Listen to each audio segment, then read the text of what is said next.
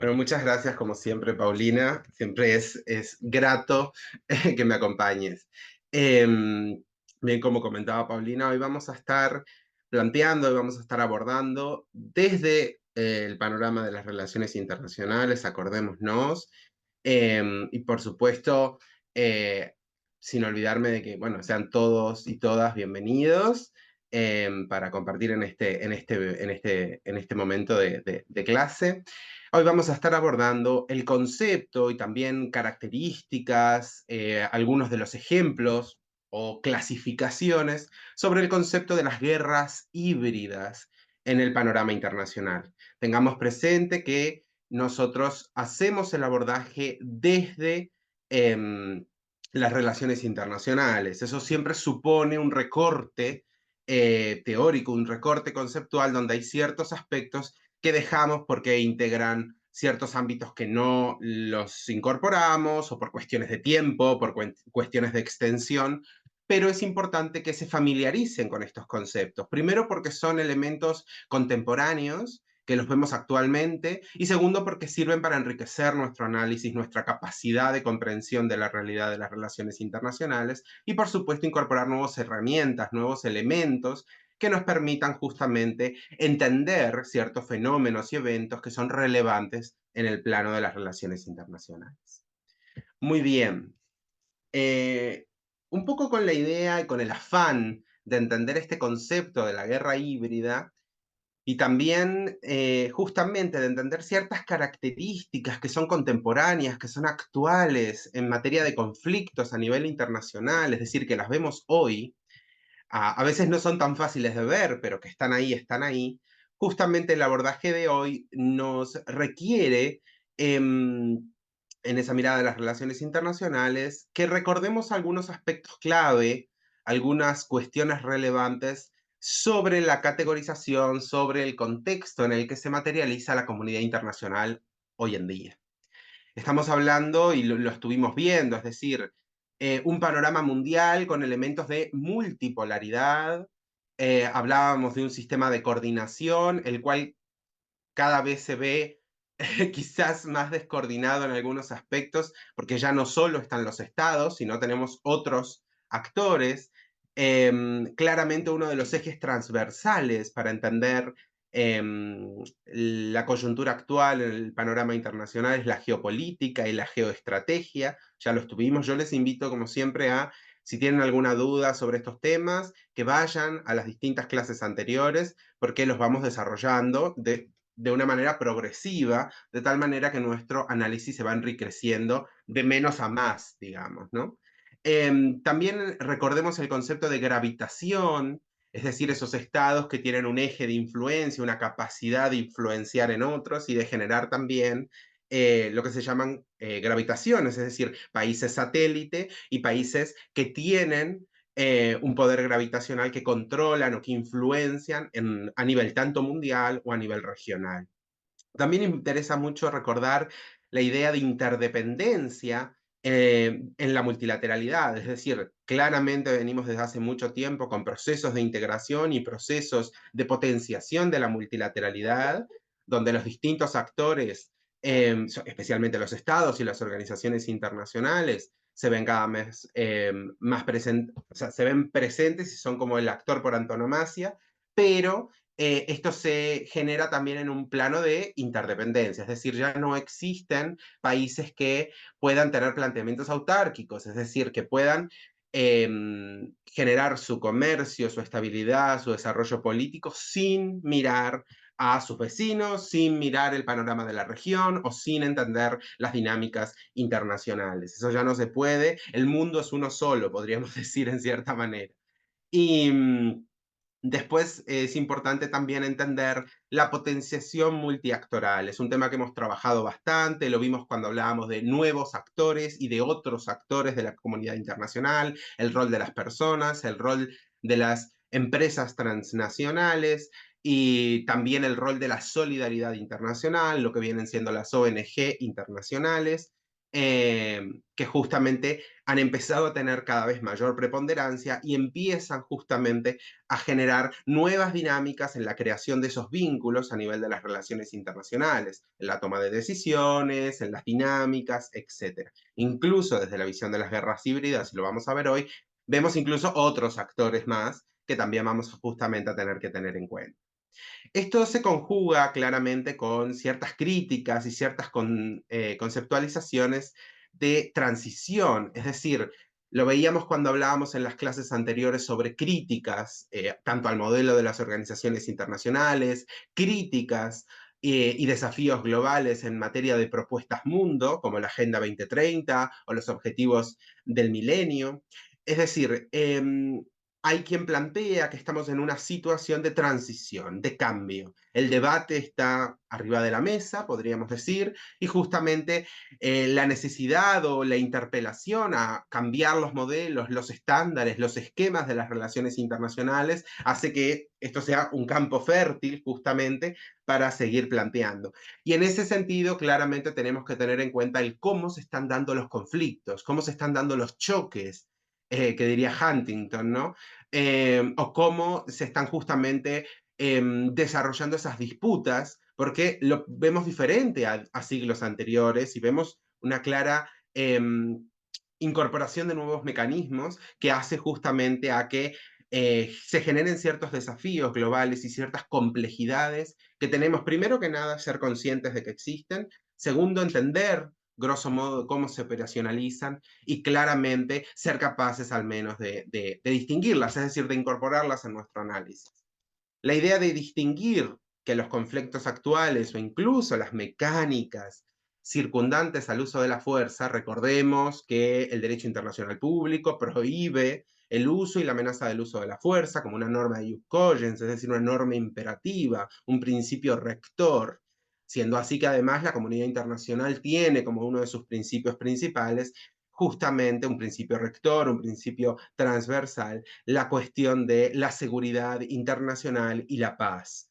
Pero claro, cuando empezamos a entender que las tácticas de presión, las amenazas, también se configuran, y lo vamos a entender hoy con las guerras híbridas, desde otros espacios, con otros mecanismos, a través de otras tácticas, a través de otras mecánicas, justamente esto viene a ser un reto, viene a ser un desafío, viene a ser un elemento muy complicado de regular y sobre todo de entender desde la idea de la fenomenología, es decir, de cómo se están dando estos fenómenos y estas dinámicas en el plano de las relaciones internacionales y de cómo tiene que encararse o cómo tiene que trabajarse de forma directa, especialmente tomando en consideración ese principio de paz y de seguridad internacional.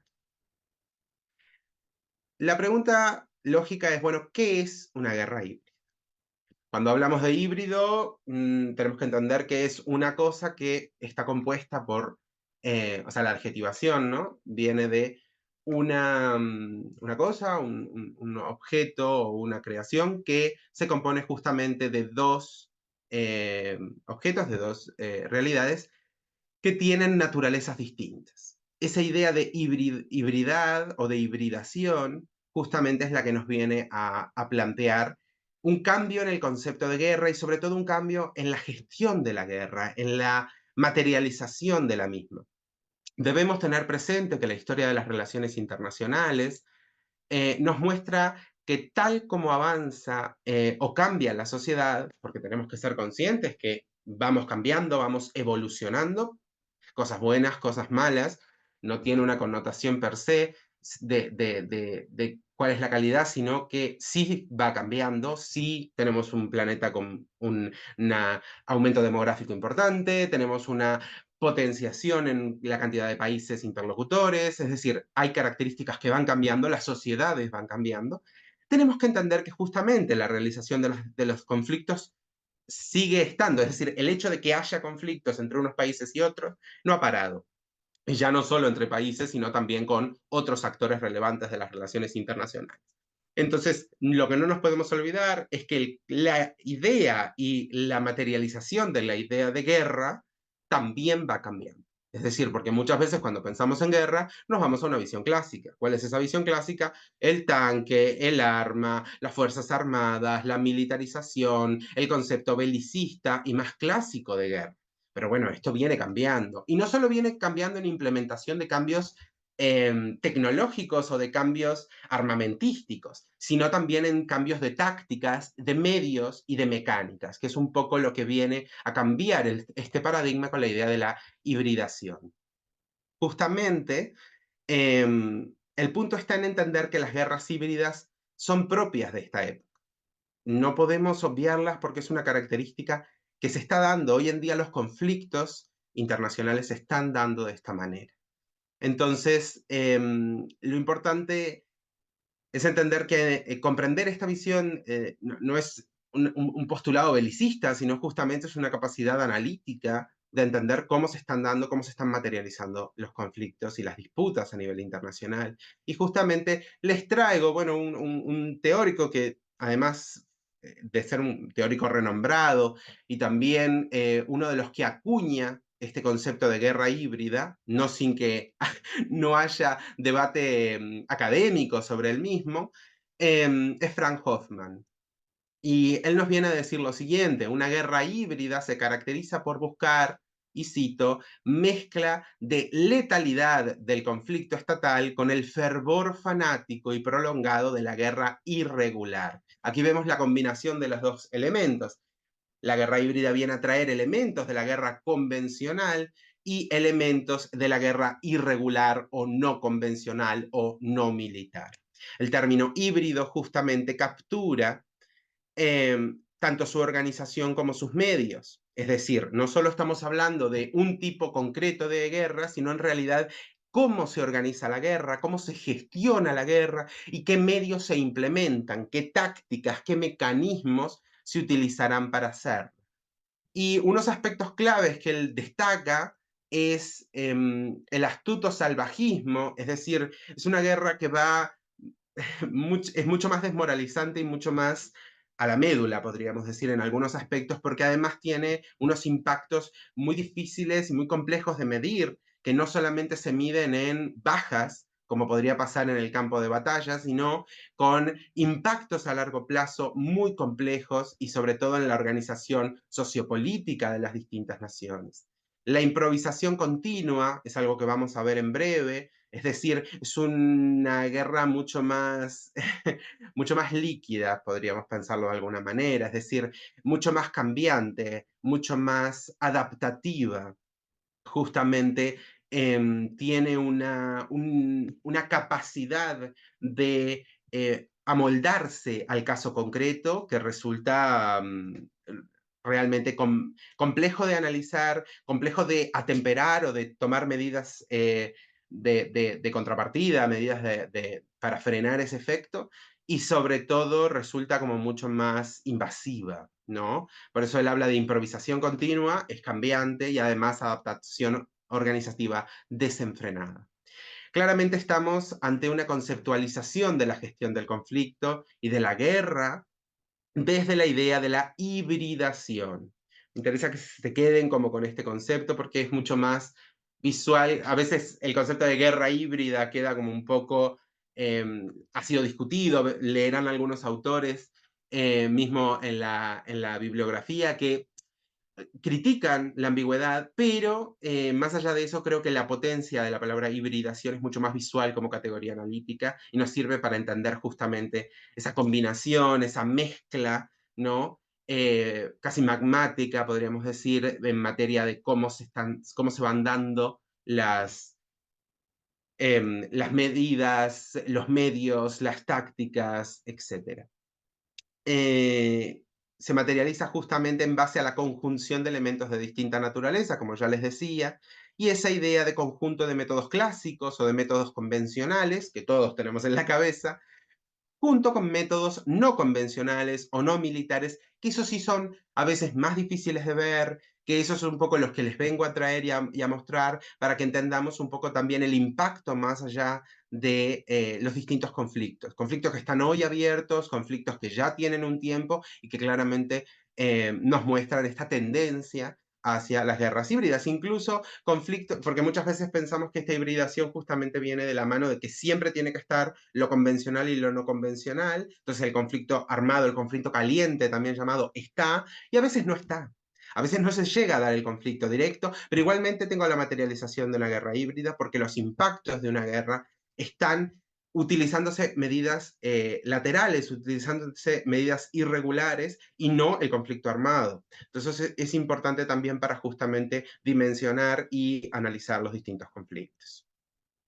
Como les decía, es un concepto vago o ambiguo, así ha sido cuestionado por algunos teóricos y por algunos académicos, em, y muchas veces justamente lo que lo ha llevado a calificarlo de otras formas, es decir, como siempre, tenemos muchos nombres para la misma cosa, analizando desde distintas perspectivas. También se la llama guerra no lineal, también se la llama conflicto en la zona gris, porque justamente me interesa que tengan esa idea de zona gris porque es un conjunto de medidas, un conjunto de tácticas muy diversas, muy cambiante y muy difuso. A veces es muy difícil de medir o de estar seguro de si es una medida en el plano de una guerra híbrida o si en realidad no lo es. Entonces es un tema mucho más complejo que antaño, lo que sería una declaración de guerra, un acto de invasión, una amenaza, un ultimátum. Es decir, teníamos como ya categorizado mismo desde el derecho internacional público cuestiones concretas, donde decíamos, bueno, esto es un acto de guerra, ¿no? Se sobrevoló el espacio aéreo por ejemplo, con casas de militares de una nación sin permiso. Bueno, es un acto de guerra, ¿no? Se puede calificar así. Si las relaciones diplomáticas se rompen, podríamos entrar en un conflicto. Se invade una frontera, se genera un ultimátum o se hace una amenaza directa en un foro común o a través de los cuerpos diplomáticos. Se retiran las relaciones. O sea, había actos que eran concretos, que eran directos. La invasión en una embajada, por ejemplo, podían calificar como actos de guerra, eran mucho más, estaban categorizados, tenía como una lista donde yo decía, bueno, se cumplió esto, se cumplió esto, se cumplió esto, tengo un acto de guerra. Hoy en día no es así, resulta mucho más ladino, mucho más gris, mucho más difuso o brumoso, entonces es más incierto. Ahí es donde está también el gran desafío. Justamente esa combinación entre la guerra convencional y la guerra, también la guerra asimétrica. Si retomamos ese concepto de yo no voy a profundizar demasiado en el concepto de asimetría, pero una de las cuestiones es si retomamos la idea de gravitación, la guerra asimétrica es mucho más visual porque tenemos un panorama mundial donde no hay paridad en general, es decir, los estados no están en igualdad de condiciones, tienen vínculos, tienen potencia gravitacional distinta, son potencias regionales o potencias mundiales, o no lo son, su grado de influencia es muy variable en distintos sectores, entonces justamente cuando nos enfrentamos a la guerra resulta asimétrico y unos tienen muchísima más potencialidad que el otro, eso justamente genera un desbalance que impacta mucho en especial en este tipo de guerras porque el acceso a muchas de las herramientas o a muchas de las tácticas implica dinero o implica financiación, lo vamos a ver. Esto justamente lleva a que calificarla, por eso es un desafío global, e identificarla pueda ser difuso y parte justamente es un riesgo muy grande de los principios del derecho internacional público. ¿Por qué? ¿Por qué es un problema tan grande? Porque, bueno, yo tengo unas normas de Ius Cogens, yo tengo unos principios imperativos y rectores del derecho internacional, pero ¿hacia dónde se orientan? ¿Qué es lo que tipifican, podríamos llamar, o lo que condenan, o lo que prohíben? A letra expresa. Bueno, claramente es la prohibición del uso de la fuerza. Pero cuando yo no estoy haciendo uso de la fuerza, sino que estoy implementando técnicas o estoy implementando tácticas o medios que van por el costado, que circundan la norma de derecho internacional, a priori y de forma directa no estoy incumpliendo la norma. Entonces tengo una afectación de la paz, tengo una situación de conflicto, de tensión y de lucha, y muchas veces ni siquiera tengo el conflicto armado. Entonces le pasa por el costado a la norma, lo cual es un problema muy grande para mantener justamente la seguridad internacional y la paz. Entonces eso es un tema que cada vez hay que tener más observancia y es uno de los retos también de la comunidad internacional, reglamentar, regular e incorporar nuevos mecanismos y estándares para justamente adaptarse a estas características de las guerras híbridas. La clave es entender que los métodos y los medios no convencionales son tendientes. A mí lo que me importa, más allá de que ahora vamos a ver ejemplos y vamos a tener alguna idea, lo que me importa mucho es que entiendan que justamente lo que importa es entender las guerras híbridas, puede ser en singular o plural, pero las guerras híbridas justamente tienen un objetivo, tienen una visión muy concreta y se centran más en una organización que en un ejemplo único de guerra. Es mucho más moldeable, mucho más cambiante. Entonces, lo importante es entender a veces hacia dónde van encaradas, para qué sirven, ¿no? Y son tendientes a generar un campo de influencia. A veces no solamente es un conflicto abierto, un conflicto directo, a veces en realidad son mecanismos de presión, a veces están orientados a convencer a mi aliado que no es tan aliado, para la mesa de negociación, para el tratado. A veces están tendientes para presionar, pero también para, es decir, hacerme amigo o hacerme aliado y presionar al que tiene algún conflicto con mi aliado. Es decir, es mucho más complejo el entramado que se va armando y cómo se van materializando. Ahora lo vamos a ver cuando hablemos un poquito sobre actores, de que resulta mucho más complejo, ¿no? Claramente.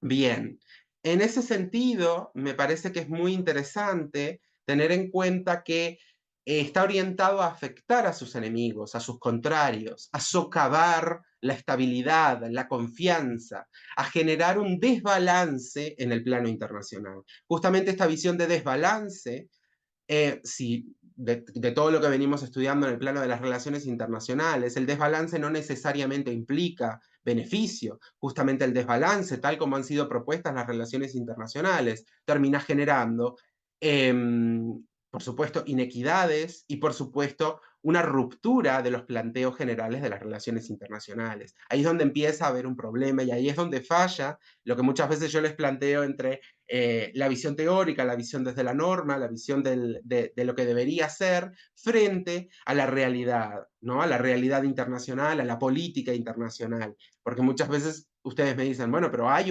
es decir, este país es diferente que este, hay un conflicto, sí, por supuesto. Y justamente desde ahí, esta potenciación del desbalance y de las gravitaciones es lo que lleva justamente a mayor desigualdades y a mayor ruptura en esa visión de un mundo global, de un mundo mucho más homogéneo y mucho más coexistente, ¿no? Desde la visión pacífica y humanista. Vemos múltiples ejemplos, yo les cito solamente algunos, ¿no? Múltiples ejemplos y todos bastante vinculados justamente a los avances tecnológicos, las guerras híbridas. Una de las cosas más relevantes en su conceptualización es la implementación de las tecnologías, del desarrollo de ciertas técnicas y por supuesto también de ciertos aspectos clave para potenciar este tema. Entonces, uno de los temas, la reconfiguración, los avances tecnológicos, como le digo, y la reconfiguración de conflictos a priori internos que se internacionalizan y además llevan a la presencia de nuevos actores. Era lo que les comentaba antes, esa visión multiactoral. Por ejemplo, les traigo solamente algunos ejemplos, vamos a ver más adelante, para también ejemplificar un poco esto. Es decir, cuando hablamos de guerras híbridas, ¿de qué estamos hablando? Bueno, estamos hablando de ciertas técnicas, por ejemplo, la desinformación en redes y también la polarización en redes, em, en conflictos como Ucrania y Rusia o Israel y Palestina. Son dos ejemplos actuales, contemporáneos, que nos quedan cercanos en el tiempo y que justamente han llevado a que se genere tanto mecanismos de desinformación como mecanismos de polarización, ya no solo de las poblaciones intervinientes de los conflictos, sino a nivel internacional. Esa necesidad de polarizar justamente lleva a que se genere nuevas dinámicas en el marco del conflicto. La construcción de islotes artificiales en el mar de China para modificar las cuestiones de límites, de marcar diferendos territoriales y justamente retorcer el derecho del mar a la hora de tener nuevos límites y tener que nuevamente remarcar ciertos aspectos. Es decir, ¿qué pasa si la tecnología me permite extender mi territorio? Si el día de mañana puedo crear una isla o puedo ampliar, por ejemplo, supongamos que nos paramos por poner un ejemplo, en Quintana Roo, en el istmo de Yucatán, estamos en Cancún, supongamos, en Holbox, y ampliamos enormemente, es decir, supongamos 15, 30, 40 kilómetros hacia adentro en el Atlántico. Las fronteras de México crecen. Y si nos vamos hacia el Caribe, también crecen. Y eso es un impacto no solo en dimensión, en lo que vimos sobre el derecho del mar, y les remito a la clase: aumenta el mar territorial, aumenta la zona contigua, aumenta la zona económica exclusiva, se amplía la zona, es decir, se amplía todo lo que viene siendo el subsuelo y el lecho marino. Es decir, hay una potencialidad que no estaba prevista, y es que los avances tecnológicos permiten hacer nuevas cosas que muchas veces no teníamos justamente en visión. Por supuesto, los ciberataques en el conflicto de las dos Coreas, porque muchas veces tenemos en la televisión que se lanzan misiles, que se hacen acciones más directas, normalmente no en la zona desmilitarizada, pero sí en esas tensiones constantes entre las dos Coreas, que recuerdo es una guerra que no tuvo final, tuvo un armisticio, una resolución en un paralelo, pero no se ha resuelto, y por ende no hay paz, es una guerra abierta, producto de los conflictos periféricos de la Guerra Fría. Y claramente tenemos un montón de ciberataques en la implementación de la cibertecnología y también por ende de la ciberseguridad. La implementación del terrorismo. Este es un tema complejo. ¿Por qué? Porque tenemos el terrorismo implementado tanto como mecanismo de otros grupos, de grupos no estatales, como grupos subversivos o el crimen organizado, que van a pasar a ser actores en el plano de las guerras híbridas, pero también la implementación, ya sea de forma directa o especialmente de forma indirecta, del terrorismo por parte de los estados. Ese es un tema que justamente muestra esa amplificación en las técnicas y en los medios, ¿sí? No sé si tenemos algún comentario, no sé si tenemos alguna mano. Paulina. No, Gonzalo, no tenemos ni en el chat y no, no tenemos a nadie con la manita levantada. Muy bien, perfecto, muchas gracias. Bien, vamos a hablar entonces un poco de las características. Algunas ya se las estuve adelantando. Eh, a veces pensamos que esta suerte de desorganización, esa suerte de medidas cambiantes, vienen a estar como desarraigadas, como dispersas, pero no hay que pensarlo así. Las guerras híbridas están muchísimo más estructuradas de lo que aparenta, y justamente están muchísimo más diagramadas u organizadas de lo que podríamos pensar a priori.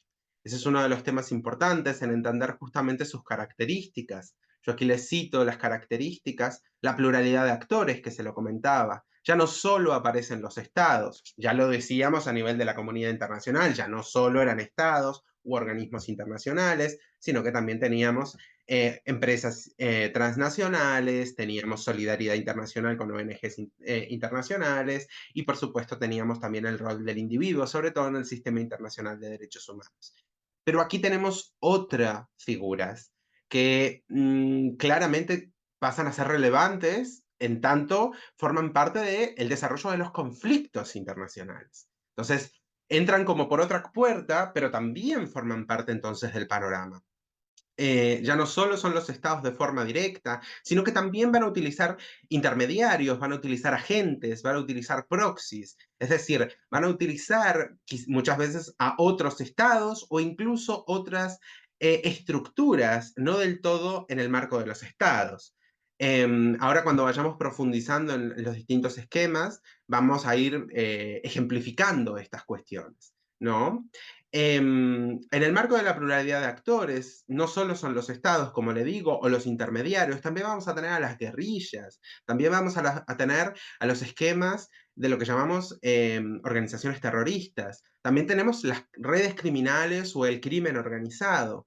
También tenemos a contratistas privados, ¿no? También tenemos la figura también llamada, y que de hecho la estamos viendo bastante, de los mercenarios, empresas orientadas a la seguridad y a los esquemas bélicos, pero que no forman parte de las Fuerzas Armadas, que no forman parte de los esquemas de los gobiernos a nivel oficial, sino que son empresas contratadas, empresas privadas. Entonces también hay una visión comercialista de la guerra. Es un tema, siempre existió, pero claramente ahora hay una visión como mucho más directa de esto y plantea esta pluralidad, esta complejización en materia de actores, ¿no? Esto lleva a un esquema operativo irregular, porque ya no solo pienso en el esquema de una fuerza armada o de las fuerzas conjuntas de un país que van contra otro, o que se hace una alianza. Tenemos una visión como mucho más directa, mucho más clásica, mucho más de antaño, que vemos en las distintas guerras que vamos viendo en los distintos siglos.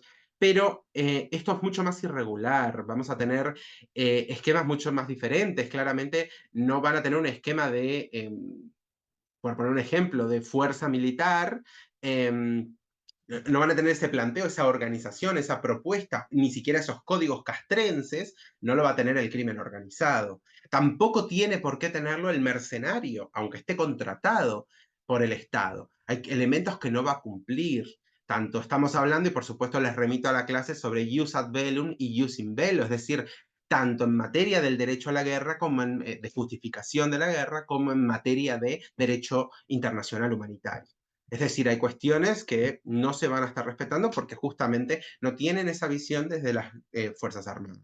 Entonces, hay que entender cómo se desvirtúa la dinámica y cómo el campo de batalla justamente toma nuevos esquemas que hay que tenerlo en cuenta, y justamente esa idea de irregularidad resulta muy ilustrativa de esta cuestión. También hay una desvirtuación, hay una despersonalización o una complejidad en la asignación o la atribución de responsabilidades.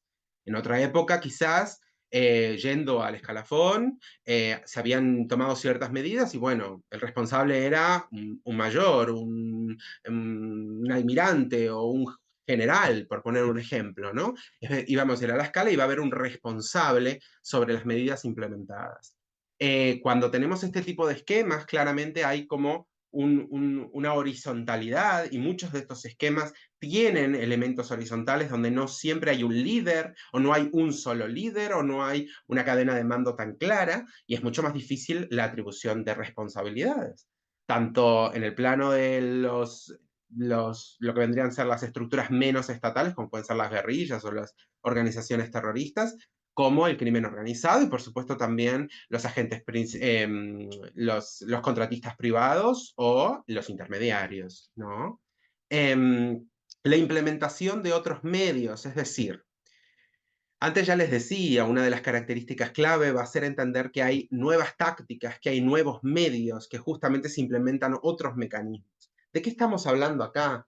Bueno, estamos hablando de utilizar sistemas sofisticados, por supuesto, en el armamento pesado, en el uso de tecnología a nivel bélico, pero también de otras características. Estamos hablando de los drones, estamos hablando de la cibertecnología, estamos hablando de otros medios que justamente han tenido como un salto muy importante en materia de desarrollo y de potenciación, que hace a nuevos planteamientos en los estilos de guerra y en los mecanismos, en los medios de combate. En materia de aplicación de tácticas es donde vemos uno de los aspectos no solo más importantes para distinguir, sino más variable, y muestra justamente esa diversidad, esa pluralidad dentro de esa hibridación. La aplicación de acciones no convencionales, es decir, muchas veces hemos asimilado y hemos entendido esta política de guerra contra el terrorismo como que el terrorismo estaba fuera, o el terrorismo era cierta cosa como externa y con ciertas características, pero se está utilizando como un mecanismo, como una táctica de control, de invasión, de persuasión, de desestabilización. Entonces hay que tenerlo en cuenta en materia de justamente en materia de táctica dentro de estas guerras híbridas.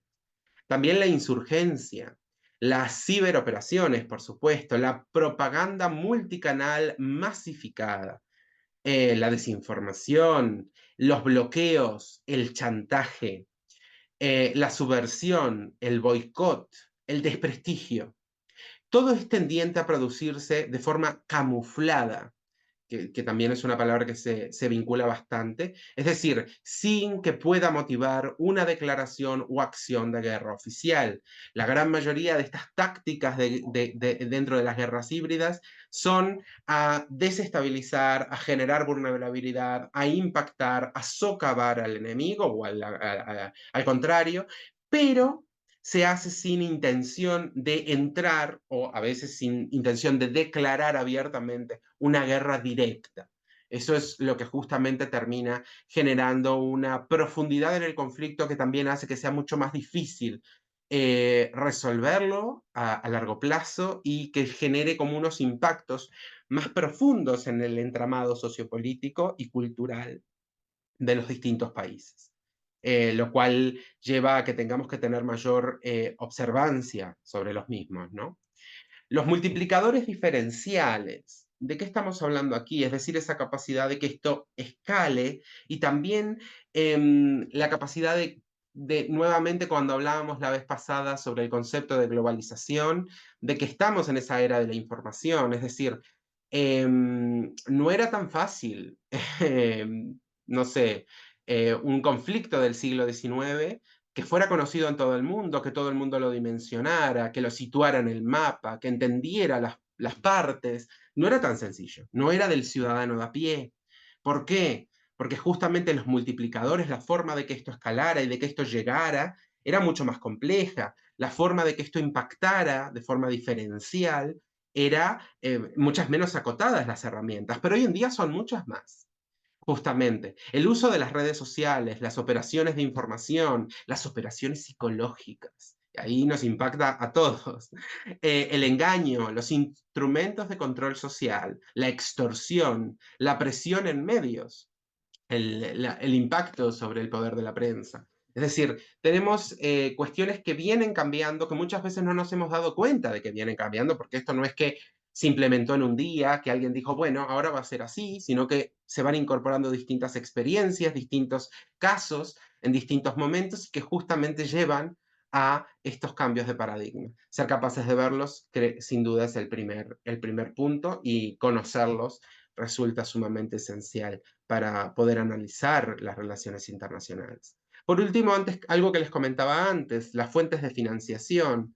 Eh, durante mucho tiempo esa conceptualización de la guerra como una cuestión oficial, como una cuestión de Estado a Estado, venía aparejada con préstamos y con esquemas de financiación oficiales, directos, por decirlo de alguna manera.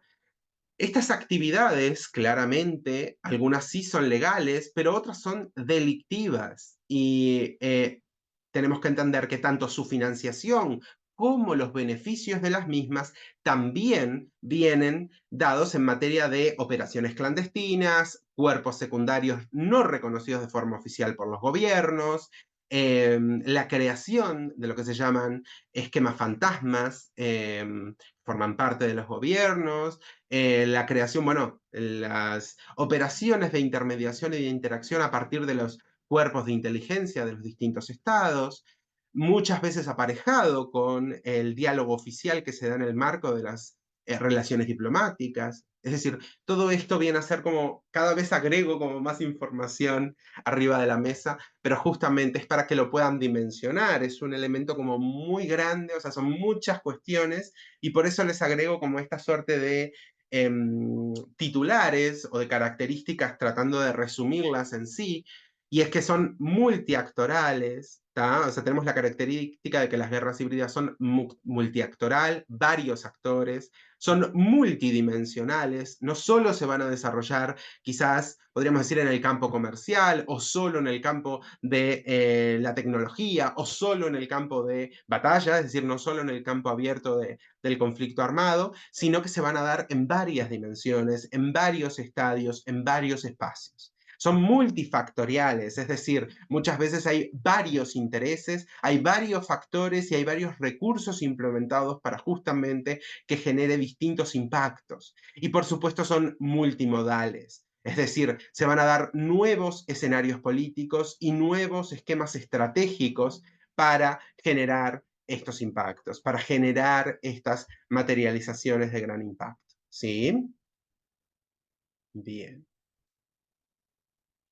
Ahora vamos a ver un poquito los distintos tipos. Esto, por supuesto, es una selección. Ustedes podrían nombrarme, no sé, 2, 3, 5, 10 otros tipos de guerras híbridas. ¿Por qué? Porque lo que a mí me interesa es que ustedes tengan una mirada general, que conozcan el concepto, que entiendan que esto sucede, de que esto pasa a nivel internacional, de que hay que entender cuando nos ponemos a analizar hoy en día un conflicto, de que justamente va a haber esquemas de hibridación, pero esta es una selección de grandes titulares, de guerras que nos pueden sonar, de las que tenemos ejemplos y de las que tenemos mayor contacto. Pero dentro de las mismas, por supuesto, hay muchas otras variables y muchos otros esquemas.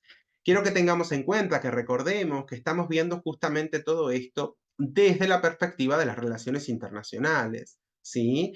¿Eso qué quiere decir? Bueno, que hay algunos recortes, es decir, hay algunas cosas que no estoy incluyendo, que no estoy comentando, por temas de espacio, por temas de tiempo, por temas de abordaje del campo de estudios, es decir, hay temas que no estamos incorporando, fenómenos que pueden ser muy importantes para esa materialización, para esta conceptualización e incluso cómo se da esa evolución a nivel interno, pero algunas veces quedan como más enmarcadas a nivel interno, ¿sí?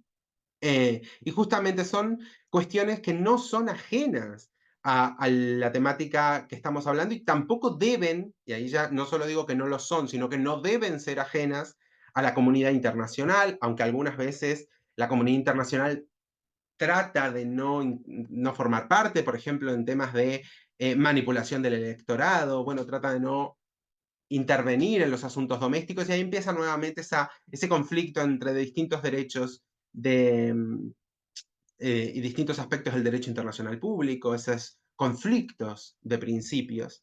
Y justamente lo que creo que es importante tener en cuenta es que marcar esa línea entre lo interno y lo externo es muy difícil. Es una línea cambiante, muy variable, muy del caso concreto. Y nadie puede del todo decir, bueno, aquí empieza una cosa, aquí termina la otra, porque muchas veces lo que se da a nivel interno termina a nivel internacional y viceversa, lo que se da a nivel internacional termina permeando, termina bajando y cristalizando a nivel interno. Entonces lo que hay que entender es que se da esa retroalimentación y que es otro aspecto también de las guerras híbridas, esa ida y vuelta en los espacios, y no solo digo a nivel nacional, también digo a nivel regional, también digo a nivel subcontinental o subregional, también digo a nivel local, porque a veces el conflicto puede ser local, ni siquiera tiene por qué ser nacional, y cómo eso escala, la capacidad de esa multiplicación diferencial lleva a reentender la actualidad en esta materia de conflictos internacionales. Y justamente pueden implementarse bajo la naturaleza de ser domésticas o ser internas, pero no hay que olvidarlas, no hay que dejarlas de lado, ¿sí? Creo que eso es importante y también nos pone como más trabajo arriba a quienes nos dedicamos a analizar estas cuestiones, porque justamente lleva a que la potencialidad de convertirse en un conflicto o en un evento internacional relevante de cuestiones que en otra época quizás no hubieran calificado para ese fin, ¿sí? Sobre todo si además lo atravesamos con cuestiones de derecho humanitario o lo atravesamos con cuestiones de Sistema Internacional de Derechos Humanos. Ahí es todavía más claro esta cuestión de no poder obviarlo. Bien, la primera que les traigo,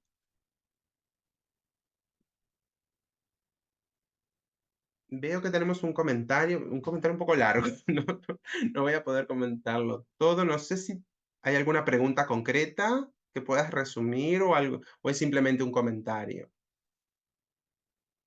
Mm, bien, te lo comento, Basile, si lo puedes resumir, si hay una pregunta concreta, te agradezco me resumas o me sintetices a los efectos de poder plantear. Y si es un comentario, bueno, gracias, lo tendremos en cuenta.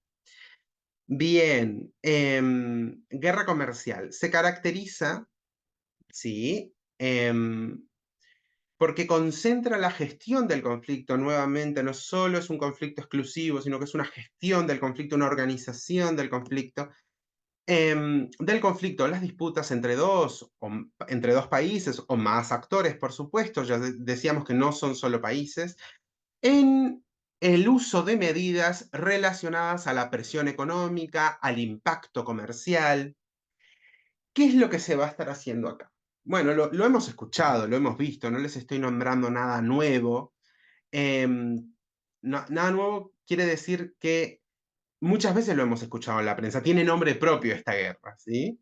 Em, ¿Qué es lo que sucede? Bueno, se implementarán aranceles, se implementarán medidas proteccionistas. Es curioso cuando uno hace el análisis de este tipo de guerras comerciales, porque algunas veces los países que tienen la declaración, recuerden los ejemplos que yo hemos analizado varias veces del fenómeno de la doble agenda, lo que yo digo en el discurso político y lo que yo hago en la implementación de políticas. Es muy curioso en materia de guerras comerciales, y lo van a ver cuando les mencione los ejemplos, que algunos de los países que propugnan la potenciación o la exacerbación del comercio internacional, la liberalización del comercio, a veces terminan implementando guerras comerciales y medidas tendientes al proteccionismo, algo que termina siendo disonante, ¿no? Porque o liberalizamos el mercado o tomamos medidas proteccionistas, pero las dos cosas a la vez resulta totalmente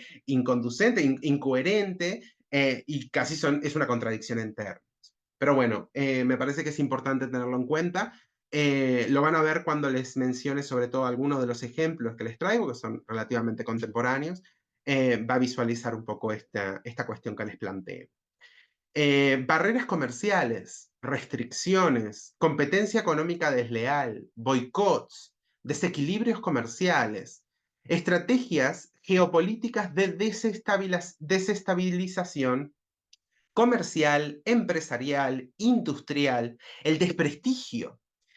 Algunos ejemplos recientes, claramente en materia de disputas comerciales y tensiones, está, por ejemplo, Estados Unidos y la Unión Europea, sobre cuestiones sobre todo en materia de agricultura y sector agropecuario, aranceles del acero, aranceles del aluminio, doble imposición arancelaria, conflictos, si bien a priori ambos países perdón, a priori, tanto Estados Unidos como el conjunto de países dentro de esa organización internacional supranacional que es la Unión Europea, tienen la tendencia a hacer una promoción del comercio internacional, a pesar de lo cual tienen tendencias internas de proteccionismo. Es una cuestión curiosa, porque quiero comerciar en el mundo, pero quiero proteger mi mercado. Es una cuestión que hay que tener en cuenta cuando se hace el análisis del discurso, de lo que dice eh, a nivel discursivo en el atril, y después de lo que se dice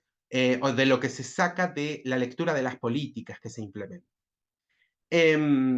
La guerra comercial entre Japón y Corea del Sur, si bien muchas veces se los analiza como relativamente cercanos regionalmente, con una tendencia ideológica o posicional, un posicionamiento de alianza bastante similar, porque tienen vínculos con Estados Unidos, porque tienen una visión como bastante occidentalizante en varios términos frente a otras regiones de Asia.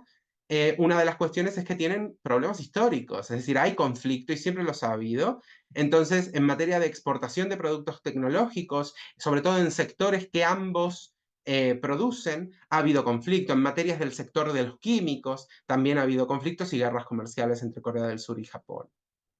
Conflictos comerciales entre Estados Unidos y Canadá, sectores comerciales de los lácteos o el comercio de los automóviles, justamente también plantean esta cuestión. Guerra comercial, por supuesto, y esto me lo van a decir todos, la guerra comercial entre Estados Unidos y China. Este es un ejemplo de una guerra que ha escalado, que ha tomado una dimensión cada vez más grande, con ya mecanismos más directos de impacto, pero que al parecer ninguno de los dos estados está interesado en una o a priori ninguno de los dos, tiene una intención de una guerra directa, es decir, de una guerra armada, ¿sí? De la implementación de la Fuerza Armada. Pero sí están en guerra. Están en el plano de una guerra híbrida, de una guerra comercial, donde se van dando lo que se llaman medidas y contramedidas, acciones y represalias, justamente en materia de dobles imposiciones arancelarias, boicot comercial, sanciones, persecución empresarial. La persecución en el plano comercial no solo se limita a, eh, a cuestiones de todo el país. A veces se orienta a perseguir a es decir, a líderes empresariales, podríamos llamar, es decir, a grandes empresarios y empresarias que impactan en las distintas empresas del país. Esta cuestión de bloqueo de cuentas, investigación por parte del Congreso, bloqueo de ciertas empresas, lo vimos con Huawei, lo vemos con otros sectores de la tecnología, lleva justamente a un ida y vuelta muy complejo, mientras que uno tiene un posicionamiento de compra de deuda, el otro tiene un posicionamiento de bloqueo directo en materia de medidas proteccionistas. Es decir, es un tema que justamente plantea el que tenemos una guerra, no es una guerra abierta, pero justamente es una guerra híbrida. El conflicto está, es latente, ¿sí? Me parece que es importante tenerlo en cuenta, porque muchas veces escuchamos esto de la guerra comercial y muchas veces tenemos que tener en cuenta hacia dónde se puede materializar, cuál es el impacto. Yo les pongo un ejemplo, hagamos una suerte de caso de laboratorio. Es decir, supongamos que utilicemos la técnica del desprestigio y de la persecución empresarial. Mi país ha descubierto, por poner un ejemplo, no sé, cierto producto y necesito que España, por poner un ejemplo, me venda cierto producto. España no me lo quiere vender. Supongamos cierto mineral que España produce, España no me lo vende. No consigo tener un tratado, pero necesito presionarlo. Y a veces no puedo atacarla de forma directa, pero puedo ir por la guerra comercial. Por poner un ejemplo, comienzo una campaña de desprestigio en redes sociales, a nivel macro, contrato expertos académicos, contrato los mejores voces para poder plantear que, supongamos, un sector importante en España, como puede ser el sector del aceite de oliva, el aceite de oliva se ha descubierto que es malo para la salud. Cuando yo impacto en un sector importante, en un sector de exportación, y además un sector que compone lo que se llama marca país, que forma parte de cómo se vende y cómo se promociona ese país para afuera, dentro de esa dinámica de proyección internacional, claramente España empieza a tener un impacto directo en no querer hacer negocios conmigo. ¿Cómo puedo seguir presionando? Puedo hacer una persecución empresarial. Empiezo a investigar. Por ejemplo, tomemos el IBEX 35, tomemos los miembros de los grupos financieros y grupos empresariales más importantes de España y los investigamos. Y vemos si hay evasión fiscal, si tienen cuestiones en paraísos fiscales, si tienen elementos de doble tributación, etc. Es decir, no les estoy contando nada nuevo, pero entendamos el impacto que tiene esto por debajo, la presión que esto supone y que muchas veces lo único que llega es lo más notorio o lo más visible o lo que es más difícil de tapar. La gran mayoría de estas cuestiones quedan por debajo, no llegan al gran público, clara y llanamente porque no podemos plantear esa vulnerabilidad de un Estado. Si España dice, me están atacando, también se muestra vulnerable. Entonces no lo puede hacer, porque lo que va a llamar es a que lo sigan atacando y a que lo vean débil. Entonces sus socios tampoco lo van a tener en buena estima el que se muestre débil. Esas dinámicas es como entender un poco la psicología de los estados y también el esquema en el que están. Y lo mismo pasa con las empresas. Cuando veamos la guerra cibernética lo vamos a entender, es decir, hay empresas que han recibido ataques y están en el marco de guerras más grandes que ellas mismas, pero que tampoco lo pueden, o sea, tampoco pueden, no digo no denunciarlo, pero no lo pueden sacar a la voz pública. ¿Por qué? Porque se muestran débiles, se muestran vulnerables y el público quizás no la potencialidad de su clientela podría no querer darle sus datos, contratarlos. Es decir, las implicaciones era lo que les decía antes. Si antes la guerra la podíamos medir en muertos en el campo de batalla o daños estructurales y arquitectónicos, hoy en día claramente los impactos son mucho más profundos, mucho más de larga data. ¿Sí?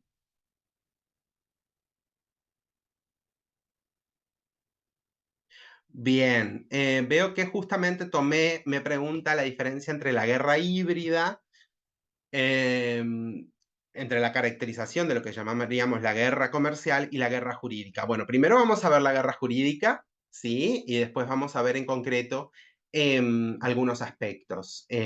Porque Mismo en el plano, cuando analicemos un poquito más la guerra híbrida, es que nos vamos a dar cuenta de que esto no se da solo.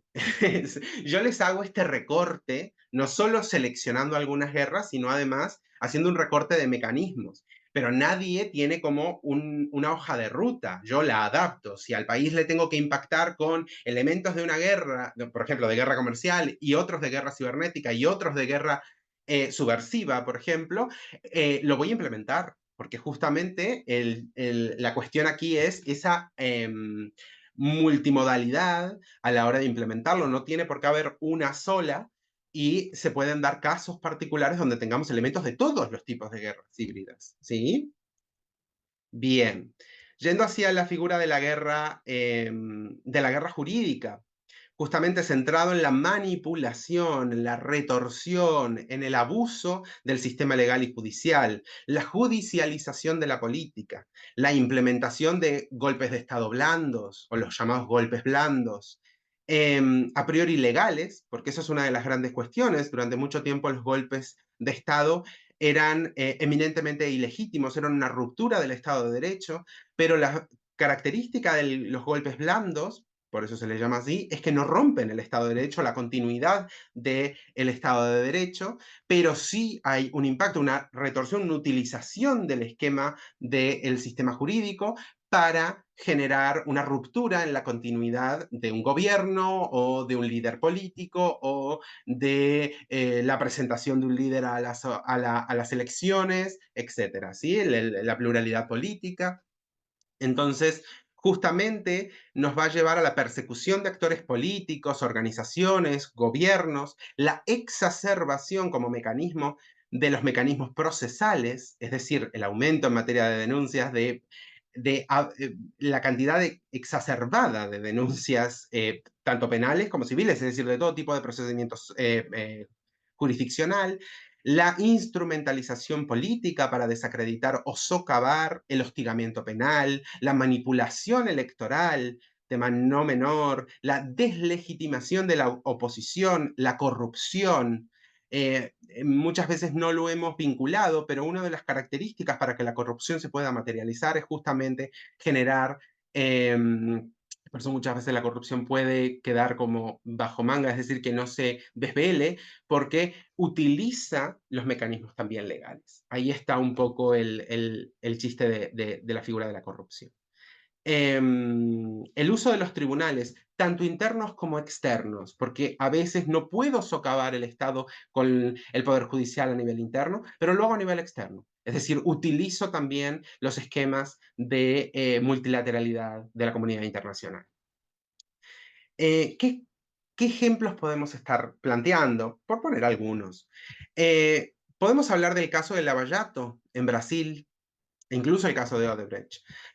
También podemos pensar o darnos cuenta en el caso del impeachment de Dilma Rousseff.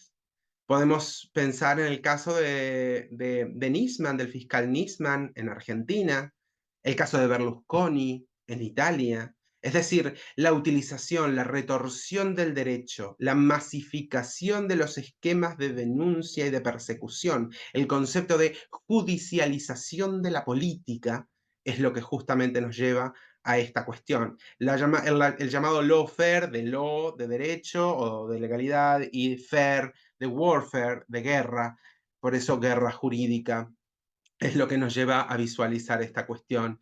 En África, sí, por supuesto, lo tenemos, un poco tomando lo que comentaba Tomé.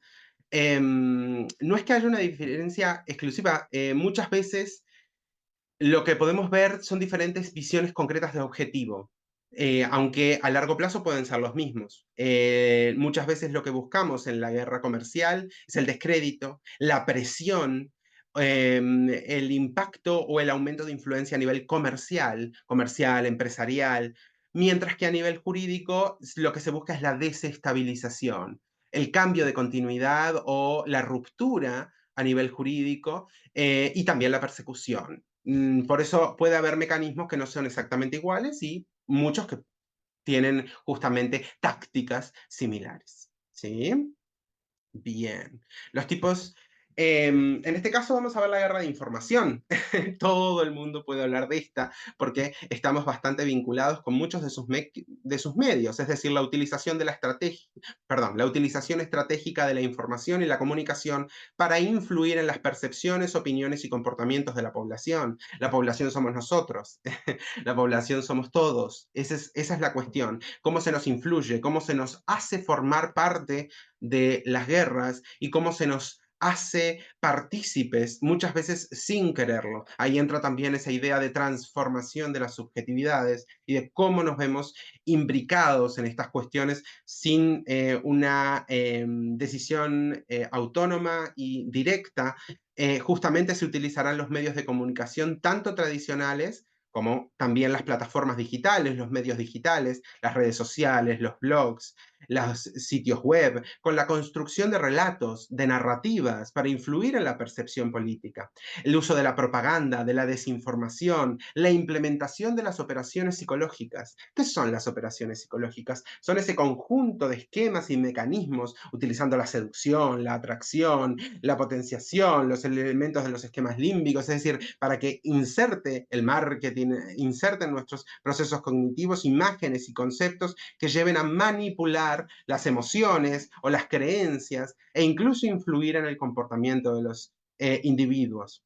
Lo vemos ampliamente en el conflicto de Ucrania y de Rusia, donde se da una explosión, una polarización del mundo. Lo vemos en los casos de elecciones, de las elecciones presidenciales de Estados Unidos en el 2016, donde las redes sociales fueron utilizadas como vector para eh, condicionar parte del electorado. Ahí entra un ámbito un poco difuso, volvemos a esa idea de gris, hasta qué punto la manipulación del electorado es una práctica válida, o por lo menos el convencerlo con técnicas no ortodoxas es una táctica válida, o en realidad nos estamos acercando hacia el fraude electoral, nos estamos acercando hacia el control del comportamiento y de las subjetividades de las personas. Que lo vimos con Cambridge Analytica, que lo vimos con una adaptación, un uso de datos a nivel internacional, perdón, a nivel de Internet, para justamente encontrar sectores que se calificarían como indecisos y poder cambiar o generar tendencias para que votaran cierta sector o cierta a la política. Lo vimos en la guerra civil en Siria, donde la intervención de otros agentes y de agentes extranjeros fue muy grande, pero además se dio una visualización de ese conflicto, además ya no solo Estado a Estado, sino a nivel interno, con varios agentes, tanto exteriores como agentes propios no estatales, que justamente llevaba a una cuestión de proliferación del conflicto y extensión a ámbitos muy grandes e incluso por ejemplo, lo veíamos en el caso de ISIS lo veíamos en casos de los distintos frentes, la adquisición de fondos de financiación por otra parte, el impacto en otras regiones, por ejemplo, para mantener sus ideologías, para generar afiliación, que lo veíamos a través de medios como las redes sociales. Es decir, lo que hablábamos antes, el multiplicador diferencial, la capacidad de escalar esto y de llegar o que se dé la guerra, incluso de forma desvinculada en otros espacios. Eso es un tema muy, muy complejo y muy característico de este tipo de guerras híbridas. Por supuesto, la pandemia del COVID-19, más allá de entrar en cuestiones concretas de la pandemia, sí que hubo una gran guerra informativa, un gran abuso. Muchos países lo utilizaron como un arma o lo utilizaron como un mecanismo para la implementación de políticas que en otro momento no hubieran sido del todo aceptadas o populares. También hizo una polarización de sectores de la población o de oposiciones políticas para fundamentalizarse sobre teorías de la conspiración, visiones antivacunas, etc. Es decir, nuevamente llevamos a esa polarización, a ese control del individuo y a mecanismos de esas operaciones psicológicas que mencionaba antes, y sobre todo en materia de desinformación, y ahí hablamos de fake news, de deep fake, etc. Es decir, esa visión de hasta qué punto puedo medir o tener capacidad para entender qué es lo real y qué es lo que me están contando. Es decir, sobre todo cuando nos estamos informando o estamos recibiendo la información a través de medios digitales. que pueden ser fácilmente modificados, impactados y justamente proliferando en la cuestión de la desinformación. La guerra subversiva, centrada en socavar, en derrocar un gobierno establecido a través de las tácticas encubiertas, operaciones clandestinas, actividades destinadas a minar la autoridad y la legitimidad de un Estado. Antes que me preguntaba, Tomé, sobre la cuestión de los estados de África, me preguntaba entre la guerra comercial y la guerra jurídica. Claramente en África vemos una tendencia y una implementación de larga data de los esquemas de guerra subversiva. Sí, a través de agencias de inteligencia, a través de crimen organizado, a través de contratistas privados, donde África ha sido atravesada, y cuando digo África me refiero a sus 52 países, por supuesto, ha sido atravesada por intereses, por luchas de influencias, por explotación de recursos, etcétera. Y justamente esto viene ligado a que muchas veces un país inestable, un país que no está dentro del marco del Estado de Derecho o que está en guerra, es más fácil o más vulnerable en materia de negociación, en materia de intervención, en materia de control desde parte de otras naciones o de otros intereses. Ahí justamente es donde vemos la cuestión de la guerra subversiva. Algunas tácticas, por supuesto, son las operaciones clandestinas, es decir, operaciones que no buscan una declaración de guerra directa, los agentes infiltrados, los grupos insurgentes y por ende también la financiación de grupos insurgentes, la propaganda, la desinformación, el sabotaje. Es decir, hasta qué punto puedo confiar en un gobierno que de repente pasó un mes sin luz, ¿sí? Se va la electricidad y o que nos quedamos sin internet. Pero quizás es porque se están haciendo operaciones de sabotaje en los proveedores de electricidad, en los proveedores de internet, etcétera. Es decir, son mecanismos mucho más rupturistas y mucho más complejos en los impactos en el fondo, es decir, no es tan directo como, bueno, cayó una bomba y ya está.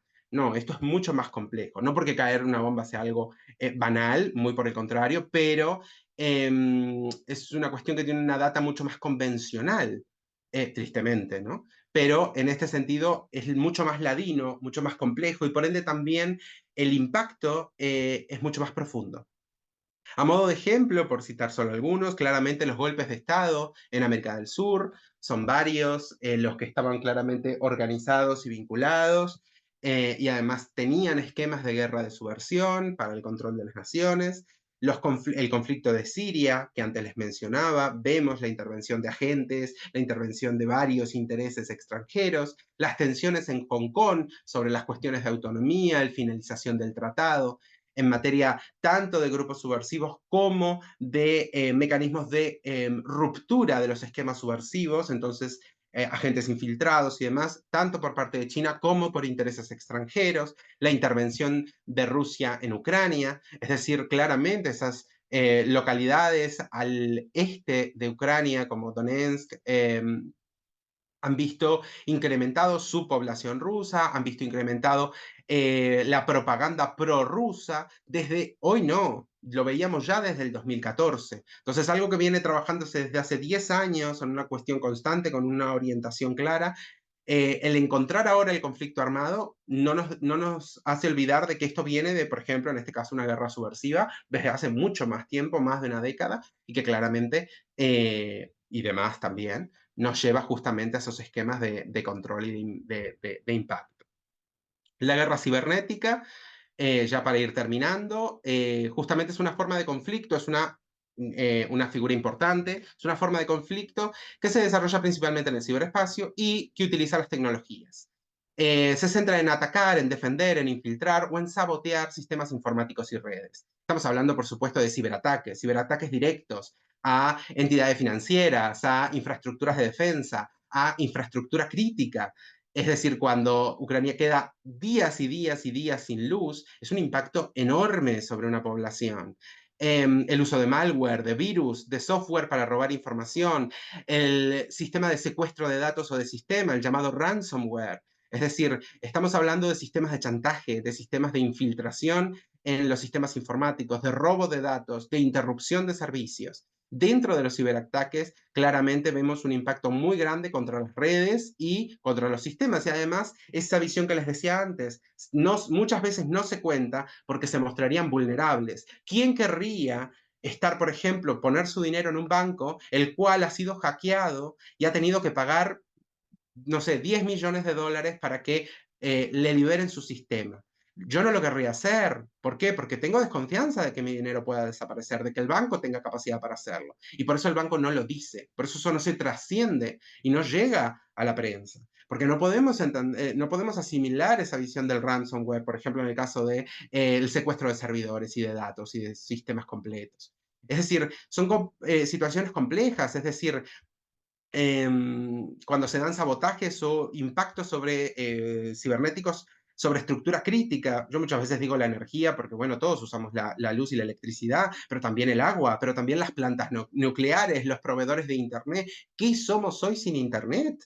Es decir, es un impacto muy grande, casi como que nos apagan la luz del resto del mundo si nos quedamos sin Internet, porque la dependencia es muy grande. El impacto sobre los bancos, sobre los fondos de inversión, hay muchos ejemplos. Les traigo solo alguno. Stuxnet, desarrollado, que es un software justamente para sabotear el programa nuclear de Irán por parte de Estados Unidos e Israel. Que uno piensa siempre en es decir, el ataque cibernético, pensando en hackers, pensando en figuras como no estatales y no visión oficial, pero sí tenemos también visiones oficiales y utilización a través muchas veces no directa claramente, pero sí a través de intermediarios, en el impacto de competidores, en el impacto de naciones que queremos tener influencia. Como le decía, la infraestructura eléctrica de Ucrania en el 2015-2016, el impacto sobre los sectores de salud en Gran Bretaña, de NHS, es decir, son muchos los ataques y algunos hackeos son enormes, masivos, ¿sí?